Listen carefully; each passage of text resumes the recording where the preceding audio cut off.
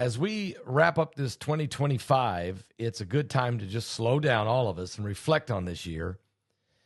If there's one thing we've all learned, it's that uncertainty isn't temporary. It's the world we live in now. Waiting for things to go back to normal isn't the plan. It's a gamble. For over a decade, my friends at Noble Gold Investment have helped Americans protect themselves and the people they love by diversifying their wealth with gold and silver. Gold, a biblical currency. Look, no one knows what 2026 will bring, but one thing is for sure. It is an uncertain world. Real wealth isn't digital. It's physical. It's lasting, and it's yours. So when you're sitting around the table this holiday season, surrounded by family, remember the best gift you could give isn't under the tree, folks. It's a peace of mind. Of course, a peace of mind would come with Christ. And Noble Gold will also help bring a peace of mind 1 ounce at a time. Before the end of the year, take one smart step toward a safer future. Visit Noble Gold. Go click on that link below the video.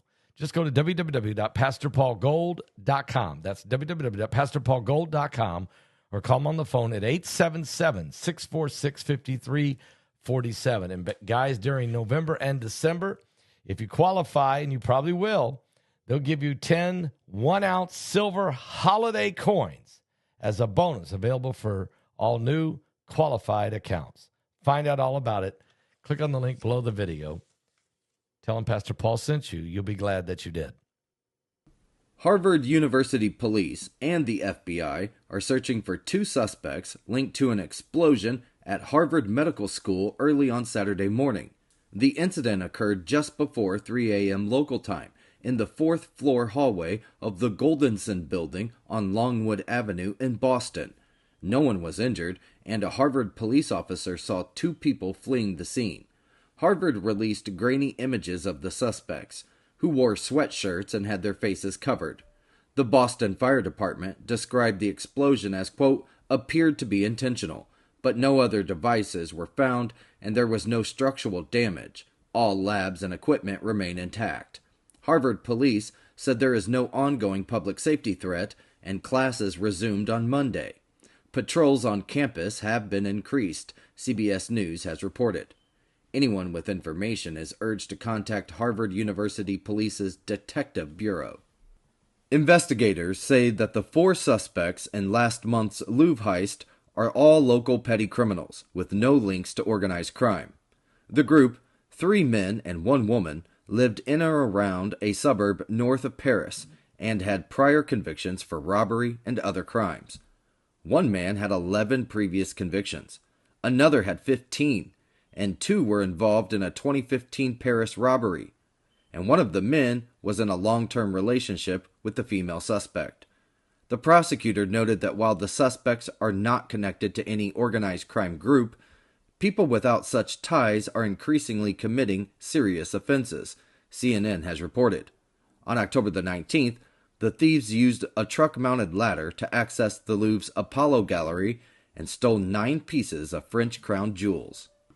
The United States military conducted another lethal strike on an alleged drug smuggling vessel in the Caribbean, killing 3 people, the Defense Secretary Pete Hegseth announced on Saturday.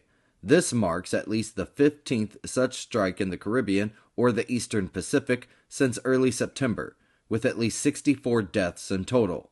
Hegseth said the vessel was linked to a U.S.-designated terrorist organization and emphasized no U.S. forces were harmed, framing the campaign as part of an armed conflict against narco-terrorists akin to the fight against al-Qaeda.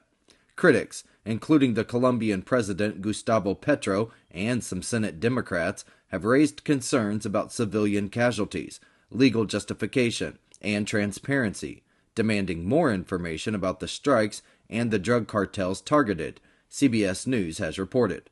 The operations coincide with increased United States naval presence in the region, including the deployment of the USS Gerald R. Ford as part of President Trump's intensified anti-drug efforts.